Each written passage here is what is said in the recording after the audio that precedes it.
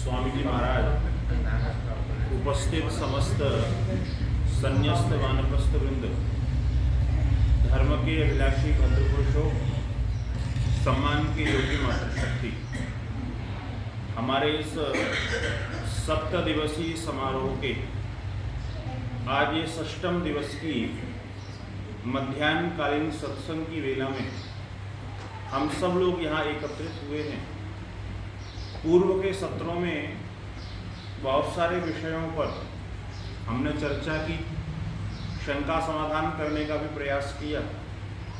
आज के सत्र में अगर किसी के मन में कोई प्रश्न हो तो उस प्रश्न को पूछ ले, उसके उपरांत में फिर हम चर्चा का एक क्रम आगे बढ़ाते हैं। किसी को मन में बहनों के भाइयों के कोई प्रश्न है तो अच्छा जी, मेरा एक प्रश्न है। यज्ञ के समय में जब हम 3 समिधाएं देते हैं तो उसमें दूसरी समिधा के साथ तो हम 2 मंत्रों को एक समिधा से देते हैं। हाँ। तो उसका क्या वैज्ञानिक कारण क्या है उसका? जो याज्ञिक कर्मकांड संहिता है तो सामान्य रूप से शास्त्र ने यज्ञ को नाटक रूप में प्रस्तुत किया है। साहित्य ग्रंथों को जब आप देखेंगे तो उसमें 3 प्रकार के काव्य दिखाई देते हैं। एक दृश्य काव्य है, एक श्रव्य काव्य है और एक दृश्य श्रव्य नाटक काव्य है। दृश्य काव्य का तात्पर्य होता है देखना, जिस काव्य के अंदर देखा जाए। श्रव्य काव्य का तात्पर्य है जहां पर सुना जाए, और दृश्य श्रव्य का तात्पर्य है जहां देखा भी जाए और सुना भी जाए। तो कहा जैसे दुनिया के अंदर आप रेडियो जब सुनते थे तो उसमें देखा नहीं जाता था, केवल सुना जाता था। फिर एक ऐसा आया चलचित्र उसमें चलता था, ध्वनि नहीं आती थी, केवल दिखाया जाता था। लेकिन बाद में अच्छा काव्य वो माना जाता है जिसके अंदर देखा भी जाए और जिसके अंदर सुना भी जाए। तो कहा परमेश्वर के भी ऐसे 3 काव्य हैं। एक दृश्य काव्य है जिसको हम जगत कहते हैं, एक श्रव्य काव्य है जिसको हम वेद कहते हैं, और एक दृश्य श्रव्य काव्य है जिसको हम यज्ञ कहते हैं। तो यज्ञ के अंदर यजमान 2 तरीके के काम करता है। एक तो वहां देखता भी है और मंत्रों का श्रवण भी करता है। तो जिस प्रकार से नाटक के अंदर कोई भी क्रिया जब की जाती है तो जो उसके पात्र होते हैं तो उससे कुछ प्रेरणाएं देने का प्रयास करते हैं। ऐसे ही यज्ञ के अंदर जब भी क्रिया होती है, संविदा नाम की प्रक्रिया को जब हम देखेंगे तो वहां संविधाएं हैं 3 और मंत्र हैं 4, और देने का भाव क्या है? तो शास्त्र कहता है पहली संविधा जब यजमान समर्पित करता है तो वो ज्ञान के लिए समर्पित करता है। ज्ञान है एक, समिधा है एक और मंत्र है एक। लेकिन दूसरी समिधा जो है वो मनुष्य कर्म के लिए समर्पित करता है। तो कर्म का 2 प्रकार का विभाजन किया, एक सकाम कर्म और एक निष्काम कर्म। कर्म की दृष्टि से तो वो एक है, लेकिन उसके भाग 2 हैं, एक सकाम कर्म है, एक निष्काम कर्म है। तो यजमान जब दूसरी संविधा देता है तो वो है कर्म के लिए, लेकिन वहां प्रेरणा दी कि एक प्रकार के कर्म से काम नहीं चलेगा, आपको सकाम भी करने पड़ेंगे और निष्काम भी करने पड़ेंगे। तीसरी संविधा जब देते हैं तो वो संविधा फिर उपासना के लिए होती है, और उपासना के लिए एक ही संविधा, एक ही मंत्र होता है। तो एक तो भाव शास्त्र इसका ये दर्शाता है कि वहां पर ज्ञान, कर्म और उपासना, इन तीनों को जीवन के अंदर स्थापित करने के लिए यजमान प्रदान करता है। दूसरा आप देखेंगे कि जिस समय में दूसरे मंत्र से 2 मंत्रों से संविधान किया जाता है तो वहां एक मंत्र में अग्नि स्वरूप का वर्णन किया है, दूसरे मंत्र में जात वेद स्वरूप का वर्णन किया है। कहा ये यजमान कहता है कि यज्ञ को 2 लोग बढ़ाने वाले हैं। एक तो ये भौतिक अग्नि बढ़ाने वाली है, लेकिन जिस समय यज्ञ के आंतरिक रूप में जाते हैं तो वहां पर जातवेदस परमेश्वर रूप अग्नि है। तो वहां पर अग्नि तो एक ही है, लेकिन उसका एक स्वरूप भौतिक अग्नि और एक स्वरूप परमेश्वर रूपी अग्नि। तो इसीलिए कई लोग ये कहते हैं कि जो आहुति दी नहीं, फिर आप कैसे कहते हो इदम अग्नय इदम नमो, आहुति दी नहीं। कई विद्वान ये प्रश्न उठाते हैं, तो वहां उसका समाधान यही होता है कि वहां पर दोनों अग्नियों को एक साथ वहां समेट दिया जाकर के अंत में। तो वहां पर यजमान ये कह रहा है कि ये संविधा जो है मैं भौतिक अग्नि के लिए भी दे रहा हूं, लेकिन मुझे आध्यात्मिक उन्नति करना है, इसलिए मैं आध्यात्मिक परमेश्वर रूपी अग्नि को संविधा समर्पित कर रहा हूं। इसलिए दोनों जगह जो है फिर इदम अग्नये इदम नमः का उच्चारण किया जाता है, वहां पर समर्पित किया जाता है। तो भाव उसका ये है, एक तो कर्म के 2 विभाग हैं और एक अग्नि के 2 विभाग हैं। चीज वो एक है, विभाग उसके 2 हैं, इसलिए एक मंत्र 2 मंत्र से एक संविधा का आधान वहां पर किया जाता है। एक और प्रश्न है जी। एक आपने बताया कि स्वाहा शब्द जो है यज्ञ की आत्मा है, उसको थोड़ा खोलें, और स्वाहा शब्द का अर्थ भी और उसका लाभ बोलने का वो भी बताएं। उपनिषद के विद्वानों ने जो है, जब उनसे पूछा गया कि किंचित यज्ञस्य आत्मा, किंचित यज्ञस्य प्राण और किंचित यज्ञस्य सार, ये 3 प्रश्न उपनिषद के अंदर उठाए गए। तो ऋषियों ने उसका उत्तर दिया स्वाहा यज्ञस्य आत्मा। आत्मा का तात्पर्य होता है कि जिसके कारण से समस्त गतिविधियां हो रही हों। यज्ञ आप कर रहे हैं तो यज्ञ के बहुत सारे उद्देश्य हो सकते हैं, लेकिन उसके मुख्य उद्देश्य कौन से हैं? तो मुख्य उद्देश्य एक ये है कि वो सुगंधि को फैलाने वाला है। उसका मुख्य उद्देश्य एक ये है कि जो करने वाला है उसकी वाणी और उसके जीवन के अंदर परिवर्तन आना चाहिए। तो जिस समय स्वाहा बोला जाता है तो स्वाहा शब्द के कई अर्थ विद्वान बताते हैं। आचार्य यास्क ने 4 अर्थों का वर्णन किया। जब ऋग्वेद आदि भाष्य भूमिका आप देखेंगे तो वहां याम मेधाम देवगणा पितरश्च उपासते मंत्र की व्याख्या ऋषि दयानंद करते हैं। तो इस मंत्र में चूंकि बाद में स्वाहा आता है, तो वो स्वाहा शब्द की वहां व्याख्या करते हैं। तो स्वाहा का व्याख्या करते एक बात कहते हैं कि स्वाहा शब्द का अर्थ क्या होता है कि वाणी से मधुर बोलना, ये स्वाहा का तात्पर्य होता है। स्वाहा का तात्पर्य होता है अच्छे पदार्थों का होम करना। स्वाहा का तात्पर्य होता है अपने पदार्थ को ही अपना कहना। आप ये अनुभव करके देखिए, इस दुनिया के अंदर सबसे बड़ा लड़ाई का जो कारण है ना, विवाद का जो कारण है, वो कारण यही है कि मनुष्य अपने पदार्थ को अपना नहीं मानता। जिस दिन वो दूसरे के पदार्थ को अपना मानने लगता है, उस दिन लड़ाइयां प्रारंभ हो जाती हैं। आज पूरी दुनिया में सुरक्षा का बजट जो है किस स्तर पर जाकर के पहुंच रहा है, मतलब पूरी दुनिया का जो शिक्षा का बजट है ना, वो केवल 10% है और सुरक्षा का बजट जो है वो 90% है। मतलब बनाने में 10% लगाया जा रहा है और बिगाड़ने के लिए 90% लगाया जा रहा है। कारण क्या है? सबको ये डर है कि पता नहीं हमारे पदार्थ को कब कौन अपना कहने लग जाए। तो यज्ञ का तात्पर्य क्या है कि साहब आप अपनी चीज को भी दूसरे का कहो। तो ये यज्ञ का सबसे बड़ा सौष्ठव वैशिष्ट है। और ये वैशिष्ट कौन सिखाता है? ये स्वाहा शब्द सिखाता है। जैसे ही यजमान स्वाहा कहता है तो उसके वाणी से निकलता है कि स्वाहा, मैं प्रभु अपने पदार्थ को ही अपना कहूं, मैं दुनिया के किसी भी पदार्थ को अपना ना कहूं। तो चूंकि वो संसार के अंदर त्याग की भावना से ओतप्रोत यज्ञ है, और यज्ञ जो है वो ये सिखाता है कि आप अपने पदार्थों से संतुष्टि का भाव रखें। वो स्वाहा शब्द से उजागर होकर के आता है। इसलिए वहाँ ऋषियों ने एक संकेत रूप में कहा कि ये स्वाहा जो है ना, यज्ञ की आत्मा है। दूसरा एक भाव ये है कि जिस समय आप आहुति देते हैं, मान लीजिए मंत्र यजमान को सारे तो आ नहीं सकते हैं, ये तो निश्चित बात है।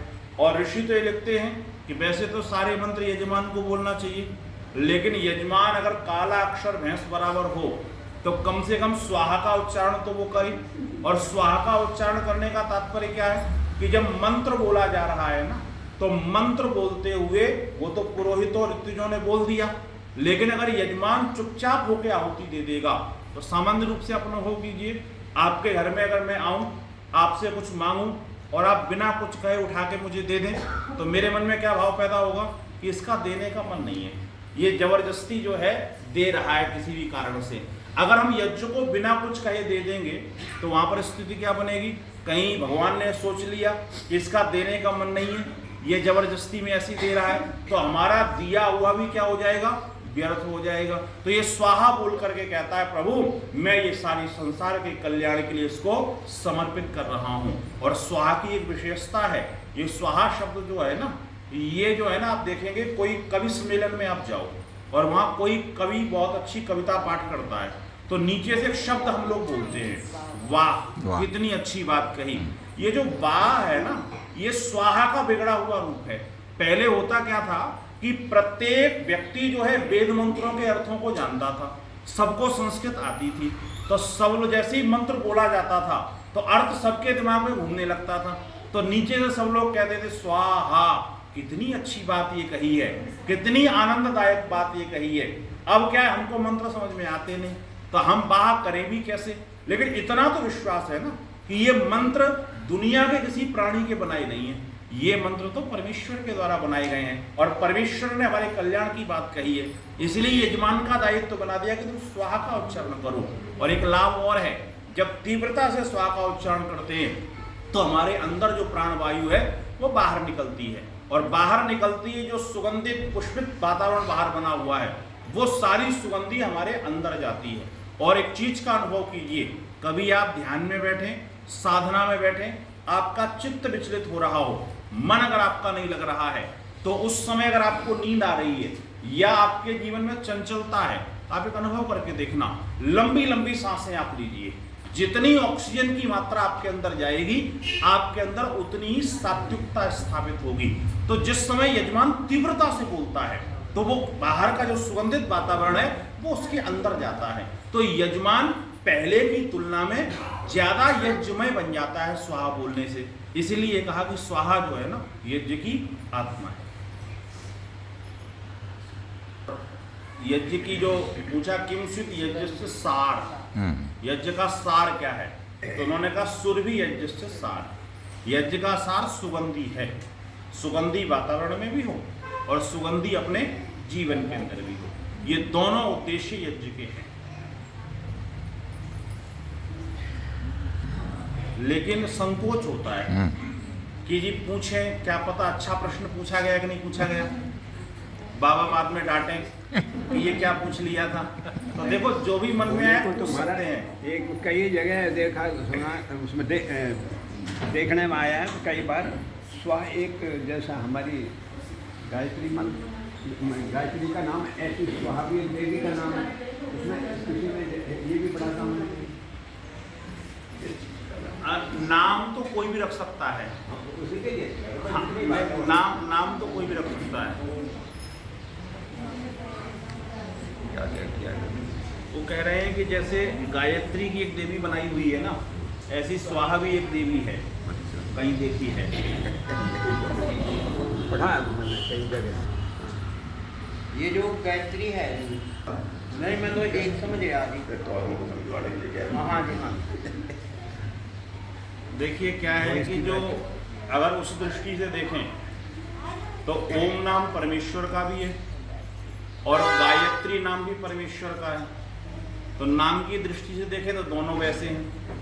लेकिन अगर उस दृष्टि से देखें कि जैसे ओम जो है वो परमेश्वर का मुख्य नाम है, और वेद में देखें गायत्री एक छंद के रूप में आती है जिसके अंदर 24 अक्षर हों, वो गायत्री छंद कहलाती है। तो उस दृष्टि से देखें तो वो फिर अलग अलग हैं, लेकिन उसको अगर ऐसा देखा जाए तो वो है कहीं ना कहीं घूम फिर के एक ही, क्योंकि परमेश्वर ओम मुख्य, और वो जो वेद में छंद है वो भी तो परमेश्वर के ज्ञान में है। तो ज्ञान हमसे अलग थोड़ी है, ज्ञान हमारे अंदर है, ज्ञान और हम दोनों में अंतर करना कठिन चीज है। तो जो गायत्री है अगर इस दृष्टि से देखा जाए तो छंद का नाम है, और गायत्री शब्द का एक अर्थ और होता है जो दुखों से पार करने वाली है। तो दुखों से पार करने वाला कोई शब्द तो नहीं है, उस शब्द का पाठ करके तद अनुकूल जब हम आचरण करते हैं और हम इस योग्य बन गए कि हम दुखों से पार किए जा सकते हैं, तो परमेश्वर के द्वारा फिर हमको दुखों से पार किया जाता है। तो इस दृष्टि से देखा जाए तो शब्द की दृष्टि से अलग है, लेकिन अर्थ की दृष्टि से कहीं ना कहीं दोनों एक ही स्थान पर जाकर के टिकते हैं। तो गायत्री कोई हिंदी अलग से नहीं, वो एक मंत्र है जो परमात्मा का ही वाचक है। आप रोज बोलते हो, माने क्या आकार उपार मकार के योग से ओम अक्षर बनता है, तो उसी का नाम है। और बताया है माने में क्या क्या होते हैं, वह मन रोज सुनते हैं, वो माने क्या क्या होते हैं, मैं रोज होते हैं, वो माने क्या है, रोज तो पढ़ते हो रोज।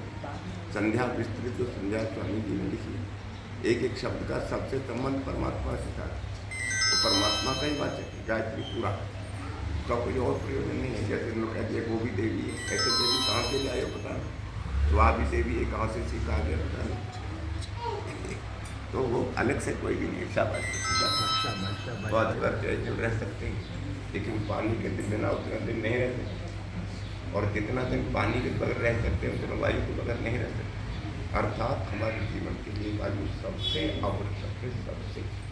मेरे पास एक छात्र था बुद्धि में 1 महीने तक पानी पर, और गुरु जी मैं अभी मैं रह सकता हूँ अभी, मैंने कहा बंद कर दो बस, और बहुत लेटा गया था, बहुत दम तो नहीं था, लेकिन बहुत सर्वाइव था। लेकिन रोटी के पानी के बगैर 1 महीने कोई जिंदा नहीं रहता, और वायु के बगैर 5 मिनट में खेला खत्म हो गया। इतनी महत्वपूर्ण है ये वायु हमारे, और जो इतनी महत्वपूर्ण है जिसके हम जी नहीं सकते, उसको हम दूषण करते हैं। सांस कर लेते हैं, पहली सांस निकाल तब ले, उसको क्या कहते हैं, कार्बन डाइऑक्साइड, और जो जहर होता है, विष होता है, बहुत हानिकारक। हम सब छोड़ रहे हैं कि नहीं, सब मनुष्य छोड़ रहे हैं, पशु पक्षी छोड़ रहे हैं, कीट पतंग छोड़ रहे हैं, पेड़ भी रात को सारे के सारे कार्बन डाइऑक्साइड छोड़ते हैं, जीवन को छोड़ रहे हैं, और सब इस वायु को दूषित करते हैं। जितने वाहन चल रहे हैं, बड़ी गाड़ी से जाते हैं मध्य से, वो क्या छोड़ रहे हैं पीछे, जितनी फैक्ट्रियाँ चलती हैं वो क्या छोड़ रही हैं, जितने वाहन है के कार यान, रेल यान, बस यान, वायुयान, जलयान, वो क्या छोड़ रहे हैं, सब उसी को दूषित कर रहे हैं। जो जीवन का आधार है, वैज्ञानिकों ने घोषणा करते, दुनिया के लोग जिंदा रहना चाहते हो तो प्रदूषण कम कर, हम इसमें तुम्हारी कुछ मदद नहीं करते। और ये प्रदूषण ऐसा है, पृथ्वी पर यहीं ये देश का है, तो यहीं देश में नहीं रहने का, पृथ्वी तो घूमती है, राउंडा चलता है, सब जगह चलता है, सब जगह को प्रभावित करता है। तो ये वायु को शुद्ध करने की विधि है, हमारे ऋषियों ने पहले ही बताया। हर एक व्यक्ति को यत्न करना है। स्वामी जी ने कहा कि 16 की सुबह 16 आदमी शाम को रोज करना, जो नहीं करता वो पाप करता है। क्या प्यार करता है, यही बात है कि जीवन की आधार वायु है, उसको हम दूषित करें। या जैसे आपने यज्ञ किया, जैसे आचार्य जी बता रहे थे, वो जो आपने किया बिना भेदभाव, एक बात से जहाँ जहाँ तक वो वायु जाएगी, मनुष्य हो, पशु हो, पक्षी हो, कीट हो, पतंग हो, मित्र हो, शत्रु हो, जीव मात्र के लिए जो भी प्राणी मात्र है, सबको सुख देने वाली चीज, सबको सुख देने वाली। और सुख क्या देने वाली है, सुगंधी नहीं देने वाली, केवल रोगाणु विषाणु कीटाणु मर जाते, सब धुआं हानिकारक नहीं होती। जहाँ ऑपरेशन होता है वहाँ भी एक प्रकार का धुआं, और वो उसको स्टेलाइज करते हैं, वो कीटाणु विषाणु सब खत्म कर देते हैं। तो ये वायु विषाणु कीटाणु रोगाणु को रोग मिटते हैं। जैसे चिकित्सा होती है, यज्ञ भी एक चिकित्सा होती है, अनेकों प्रकार के रोग निकालने की।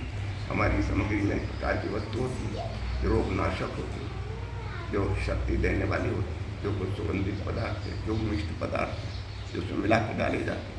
सब रोगाणु को हटाने के लिए ऐसी औषधि डाली जाती है, अलग अलग रोग के लिए अलग अलग तरह की औषधि सामग्री बनाई जाती है।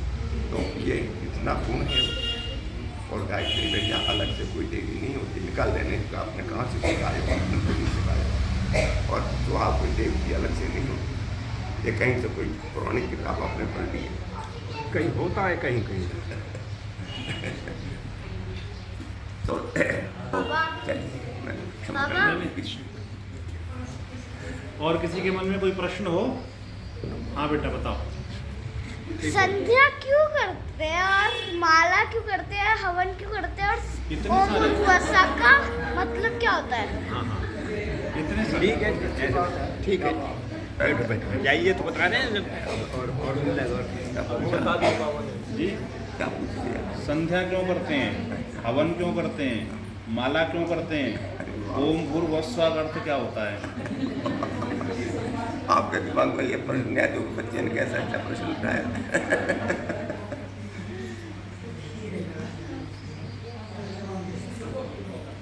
देखो जी, पहला प्रश्न है कि संध्या क्यों करते हैं।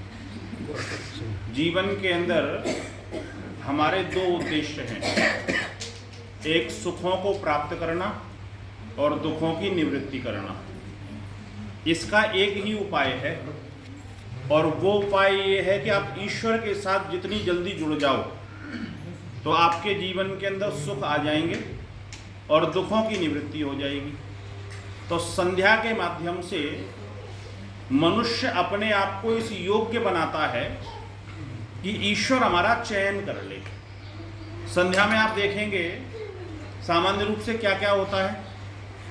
एक तो हमारे शरीर की शुद्धि इंद्रिय स्पर्श के माध्यम से, मार्जन मंत्रों के माध्यम से, हमारी बुद्धि, हमारी इंद्रियां, इन सब की शुद्धि, प्राणायाम के माध्यम से प्राण को पवित्र, अगमर्षण मंत्रों के माध्यम से आत्मा को पवित्र करने का विधान, मनसा परिक्रमा के मंत्रों से मन को ठीक करना, उपस्थान के मंत्रों से अपनी बुद्धि को पवित्र करना, और उसके उपरांत में जब समर्पण मंत्र हम कहते हैं तो वहाँ अपनी इच्छा प्रकट करते हैं कि भगवान जो मैंने अपना शरीर, अपनी इंद्रियां, अपना मन, अपनी बुद्धि पवित्र की है, इसको पवित्र करने का एक ही उद्देश्य है, मैं धर्म, अर्थ, काम और मोक्ष, ये चार चीज़ें चाहता हूँ।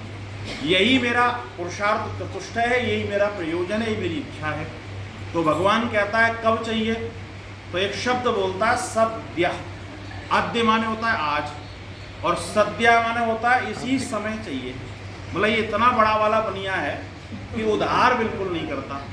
हमारे यहाँ प्रार्थनाएं जितनी की गई है ना, वो इसी समय भगवान चाहिए, बाद का नहीं, कल दे देना, परसों दे देना। तो जब इसको शुद्धता, पवित्रता, सारी चीज़ें मिल जाती हैं तो फिर ये अंतिम में ईश्वर का अभिवादन, नमस्कार करता है कि प्रभु तेरी कृपा से मुझे सारी चीज़ें मिली। तो संध्या करने का तात्पर्य केवल इतना है कि अपने आप को उसके माध्यम से इस योग्य हम बना लेते हैं कि ईश्वर के पुत्र और पुत्रियां कहलाने के हम सच्चे अर्थों में अधिकारी उसके माध्यम से बन सकते हैं। यज्ञ करने का तात्पर्य जो है, जितना हम प्रदूषण कर रहे हैं, तो ईश्वर का एक नियम है, जो गंदगी करेगा ना, भगवान सफाई जो है उसी से ही करवाता है। आपकी मर्जी है, चाहो तो इस जन्म में कर लो, और अगर इस जन्म में नहीं की तो ईश्वर की बड़ी विचित्रता है कि अगर इस जन्म में करोगे तो अपनी गंदगी को अपने हाथ से साफ करना पड़ेगा, और अगर इस जन्म में गंदा नहीं किया तो अगले जन्म में दूसरे की गंदगी को हाथ से नहीं, मुंह के द्वारा साफ करना पड़ेगा। अगर आपने धरती गंदी करी और इस जन्म में साफ नहीं किया तो अगले जन्म में सूअर बनने के लिए तैयार हो जाइए। अगर जल गंदा किया और इस जन्म में साफ नहीं किया तो मछली, मगरमच्छ आदि बनने के लिए तैयार हो जाइए। अगर हवा गंदी की और इस जन्म में साफ नहीं की तो फिर सांप बनने के लिए तैयार हो जाइए। तो लोगों ने कहा जी हम सूअर आदि तो हम बनना नहीं चाहते हैं, तो कहा फिर सफाई करो इस जन्म में। लोगों ने कहा जी हम गंदगी ही नहीं करेंगे। बोले गंदगी कैसे नहीं करोगे? मनुष्य का चोला लिया, क्या सांस लेना बंद कर सकते हो? क्या कपड़े बिना धुले पहन सकते हो? क्या स्नान ना करो काम चल जाएगा? शरीर से पसीना आना आए ऐसा कोई उपाय है? आप बाल ना काटे कोई उपाय है? नाखून ना काटे कोई ऐसा विकल्प है? गंदगी तो आप करोगे। तो बोले ये सूअर आदि भी तो नहीं बनना चाहते। तो फिर ऋषियों ने कहा उसका एक ही विकल्प है कि जितना गंदा करो उतने की रोज सफाई कर लो। तो कहा जी सफाई कैसे होगी? आज वैज्ञानिकों ने स्वीकार किया कि मनुष्य 12 घंटे में 16 किलो ऑक्सीजन लेता है और उसकी कार्बन डाइऑक्साइड बना के निकाल देता है। तो ऋषि दयानंद ने कहा देखो 16 किलो हवा खराब कर दी, तो अब क्या करो? बोले रोज 16 आहुतियाँ न्यून से न्यून आप प्रदान कर दीजिए। तो आहुति प्रदान करने से क्या होगा? उसमें जैसा पूज्य स्वामी जी कह रहे थे कि उसमें रोगनाशक, पुष्टिकारक, औषधीय, मिष्ट पदार्थ ये सब होंगे। तो जैसे ही अग्नि के पास जाएंगे तो अग्नि उसकी शक्ति को बढ़ा देगा। और बढ़ा करके वातावरण को सुगंधित करेगा। अगर प्रत्येक व्यक्ति अपने अपने हिस्से की गंदगी साफ करता रहे तो ये पूरा का पूरा वातावरण शुद्ध और पवित्र हो जाएगा। तो यज्ञ का तात्पर्य है कि जितना गंदा हमने किया, यज्ञ करके अपने हिस्से की उतनी गंदगी हम रोज साफ करते रहते हैं। कुछ लोगों ने कहा जी कब कब करें, तो ऋषि ने कहा प्रातः 16 और सायंकाल 16। कहा हमारा दोनों टाइम तो करना कठिन होगा। तो कहा अच्छा एक काम करना, 32 आहुतियाँ एक बार में दे लेना। लेकिन व्यक्ति तो बड़ा होशियार है ना, इसने कहा जी रोज तो बड़ा कठिन काम है, नहीं हो सकता। तो कहा अच्छा एक काम करना, 7 दिन की गिनती कर लेना और अपने हिस्से की 7 दिन में डाल देना। तो इसने कहा एक दिन तो रविवार का मिलता है और उसमें भी हम यज्ञ करने बैठ जाएं तो फिर तो हमारा काम फिर ठीक ठाक नहीं चलेगा। तो महर्षि याज्ञवल्क्य ने कहा कि देखो, जो व्यक्ति 30 वर्ष तक अमावस्या और पूर्णिमा का विशेष यज्ञ अपने जीवन में करता है, का उसको बड़े बड़े सोमयाग, अश्वमेध आदि याग करने का लाभ मिलता है। आप सोच के देखिए, अगर आज सोमयाग कोई करने के लिए चले तो कम से कम 5 करोड़ का खर्चा है।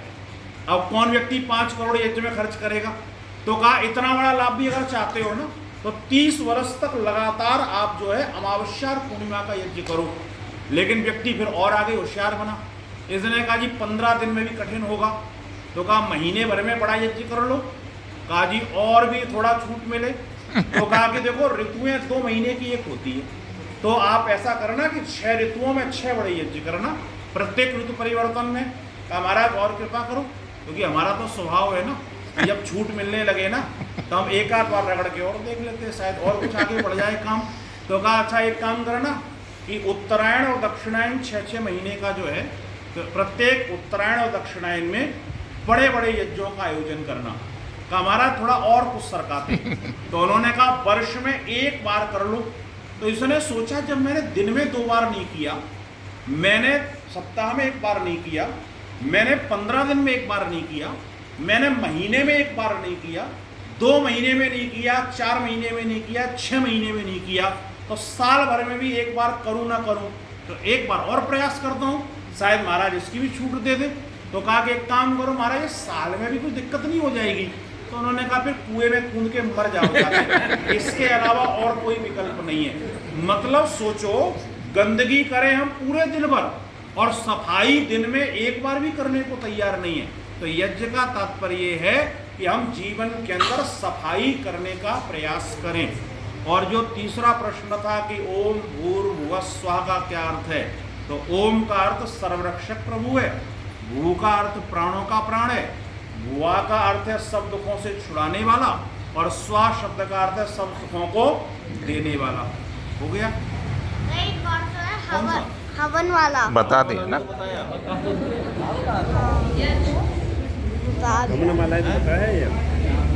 गायत्री का अर्थ पूछ रहे थे ना, गायत्री मंत्र का।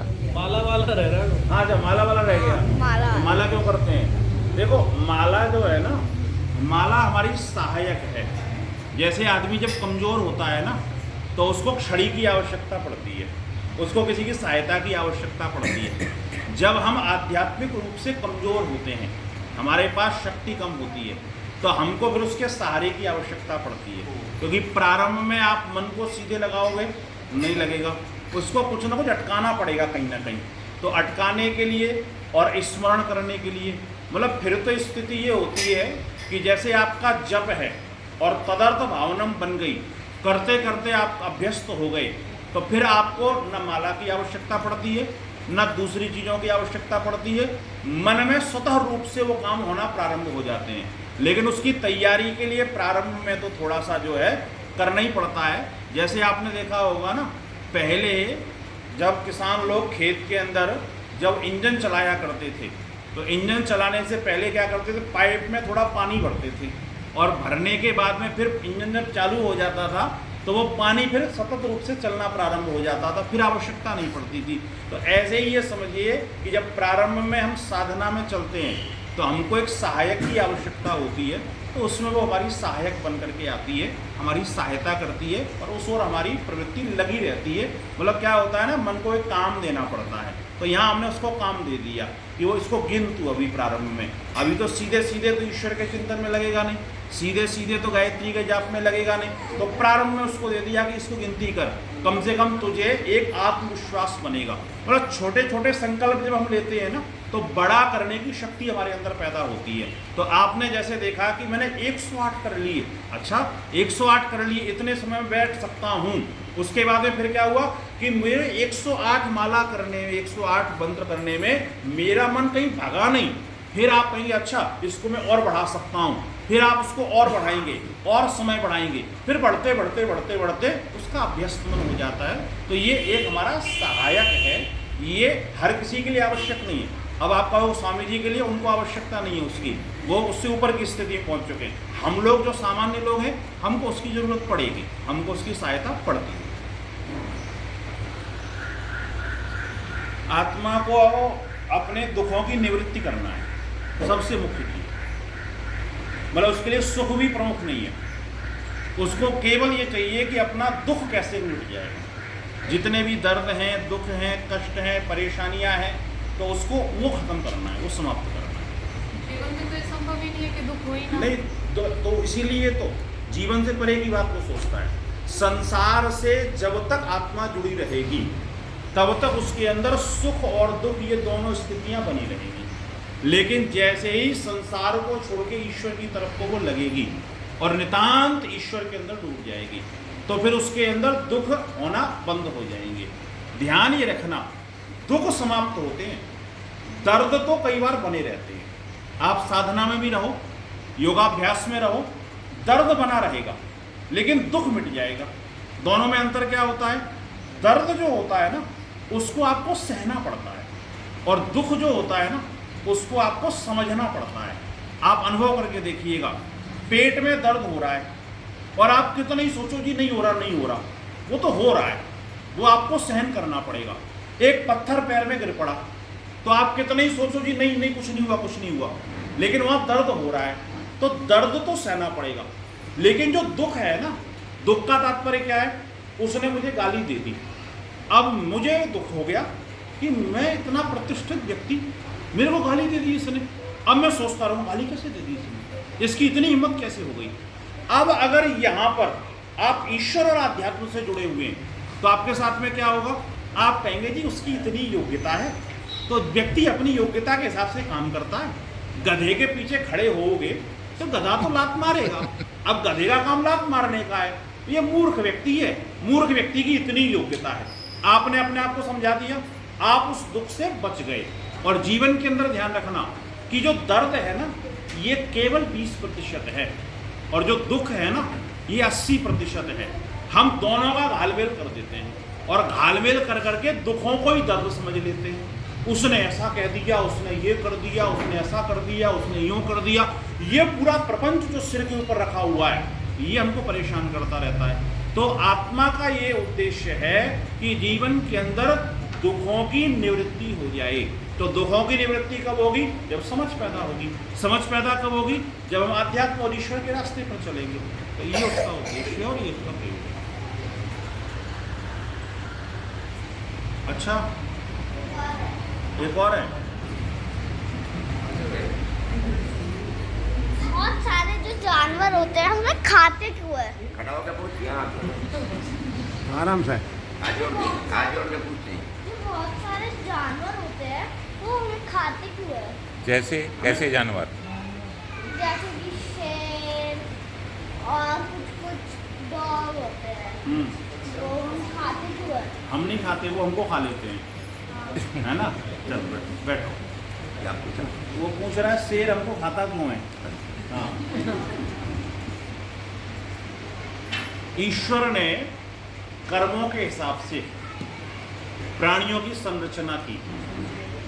जो अत्यधिक हिंसक प्रवृत्ति के मनुष्य जीवन के अंदर रहते हैं, जिनके जीवन के अंदर हिंसा ही प्रमुख चीज है और हिंसक रूप से मनुष्य बन करके संसार के अंदर अकल्याण करते हुए घूमते हैं, तो आप एक चीज का अनुभव करेंगे कि एक शेर हिंसक है और एक मनुष्य हिंसक है। दोनों में से ज्यादा हानिकारक कौन होगा? मनुष्य हानिकारक होता है। भगवान ने देखा कि ये मनुष्य जो है ना बहुत ज्यादा हिंसक बन गया है और हिंसक इतना है कि बहुत दिक्कत पैदा कर रहा है। तो ईश्वर क्या करता है, उसको फिर उस योनि से लेकर के और हिंसा की योनि में भेज देता है, हिंसक योनि में भेज देता है। और वहाँ पर कहता है तुम्हें यही पसंद है तो चलो दंड तुम भुगतो, और दंड देने के लिए फिर यहाँ पर स्थापित कर देता है। और वहाँ पर फिर जो है चूंकि उसका काम दिया हुआ है कि मांस खाना ही तुम्हारा भरण पोषण करने वाला होगा, इसलिए उसको तो जहाँ मांस दिखाई देता है उसको इससे लेना देना नहीं है कि मनुष्य पर आक्रमण करना है या किसी भेड़िए पर आक्रमण करना है, किसी उस पर आक्रमण करना है, उसको मांस से मतलब होता है। जैसे मनुष्य का है ना कि मनुष्य के सामने विशेष भोजन रखा हो, सामान्य भोजन रखा हो, तो मनुष्य जो है अच्छे भोजन पर जो है हाथ लगाता है, लेकिन उसके अंदर ये है कि उसको मांस दिखाई देना चाहिए, और जब भी दिखाई देगा फिर वो वहाँ पर जो है आक्रमण करता है। तो जब मनुष्य की योनि में हिंसक प्रवृत्ति रहती है तो ऐसे प्राणियों को जो है परमेश्वर फिर इन योनियों के अंदर डाल करके उनको कर्मों को भुगवाता है और उनको रोकने का प्रयास करता है कि जी और नई योजना मत बनाओ हिंसक बनने की, नए नए काम और मत सीखो लोगों को परेशान करने की। फिर इसी को लेकर के यहाँ पर एक स्वाभाविक ज्ञान के साथ में उसको रख देता है और उसको कर्म भुगवा करके फिर अगली योनियों के अंदर भेज देता है। आचार्य जी इसी से संबंधित है, अगर हम अपना इतिहास उठाएं तो बहुत सारे राजाओं का शेरों ने वध कर दिया है, मतलब शेरों ने मार दिया। कभी किसी ऋषि मुनि पर आक्रमण किसी जानवर ने नहीं किया, वो जबकि वो रहते ही जंगल में थे कुंडी बना के, किया तो वहाँ पर उनकी बहुत सारे, जैसे पाणिनि को शेर खा गया था, पाणिनि मुनि को शेर खा गया था, जैमिनी को हाथी ने मार दिया था। तो वो ऐसा नहीं है, उनको देखो होता क्या है कि हिंसक प्राणी की एक विशेषता है, उसका पेट भरा रहेगा ना तो वो कभी भी आक्रमण नहीं करता।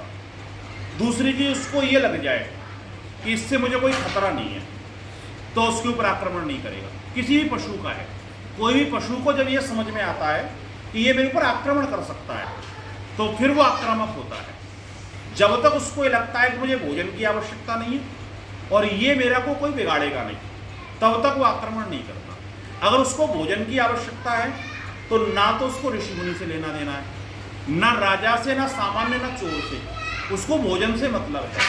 सामान्य रूप से ये तो होता है कि जब कोई बहुत सात्विक प्रकृति का हो और प्राणी को ये अनुभव हो जाए कि इससे मुझे कोई खतरा नहीं है तो प्राणी उसके साथ में मित्रवत व्यवहार करना प्रारंभ कर देता है। इतिहास के अंदर ऐसी बहुत सारी घटनाएं मिलती हैं।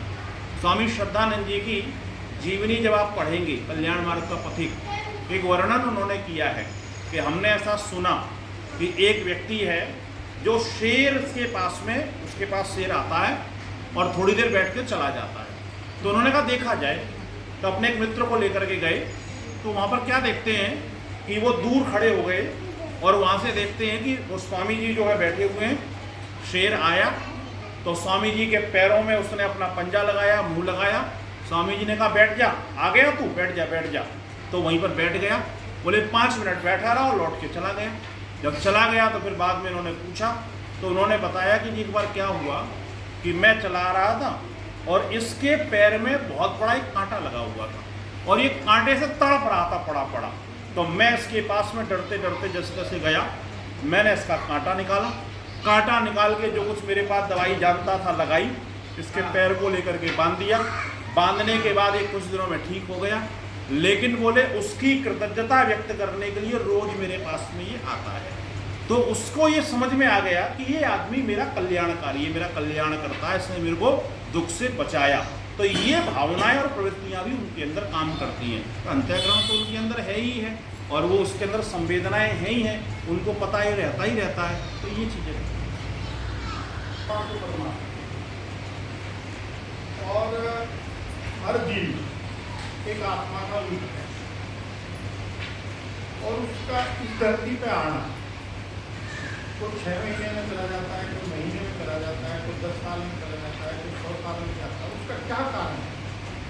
देखिए पहला तो समय जो मिलता है वो, हाँ, पहली चीज तो जो ये शब्द हम कहते हैं ना आत्मा सो परमात्मा, ये गलत चीज है। आत्मा अलग चीज है और परमात्मा अलग चीज है।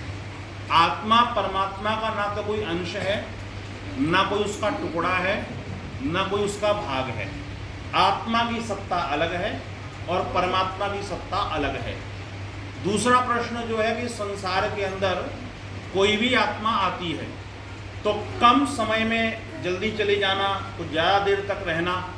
आप अनुभव कीजिए कि इस संसार के अंदर आप जब भी कभी देखेंगे तो दो प्रकार के कैदी आपको दिखाई देंगे। एक कैदी वो होते हैं जो परमानेंट जेल में बंद हैं, और एक कैदी ऐसे होते हैं जो जमानत पर छूटे हुए होते हैं। तो जो मनुष्य है ना, वो भगवान का ऐसा कैदी है जो कि जमानत पर छूटा हुआ है, और मनुष्य के अतिरिक्त जितने प्राणी हैं ये परमानेंट जेल में बंद हैं।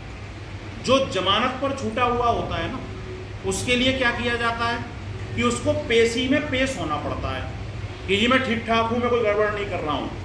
लेकिन वो पेशी में पेश ना हो तो गैर जमानती वारंट उसके नाम से निकल जाता है और उसको परमानेंट जेल में डाल दिया जाता है। तो मनुष्य जो उपासना करता है ना, संध्या हवन करता है, ये मानो कि ये है कि भगवान के सामने अर्जी लगा रहे हैं कि जी मैं ठीक ठाक चल रहा हूँ, मैं गड़बड़ नहीं कर रहा हूँ, जमानत जो है मेरी रद्द मत कर देना, पेशी में पेश हो रहा है। लेकिन मनुष्य के अतिरिक्त जितने प्राणी हैं ये परमानेंट जेल में बंद हैं। अब होता क्या है, सजा तो उसी तरीके की होगी जिसका जितना जैसा कर्म होगा। तो किसी प्राणी का कर्म बहुत ज़्यादा बुरा है तो भगवान फिर उसको लंबे समय तक के लिए रखता है, किसी का कर्म थोड़े से समय का है उसको उतने समय के लिए रखता है। तो जिसका कर्म जिस स्तर का, उसको फिर इस संसार में उतने समय के लिए ईश्वर भेजता है। ये व्यवस्था उसकी है। ये प्रश्नोत्तर जो है हमारे अब लगभग समाप्त से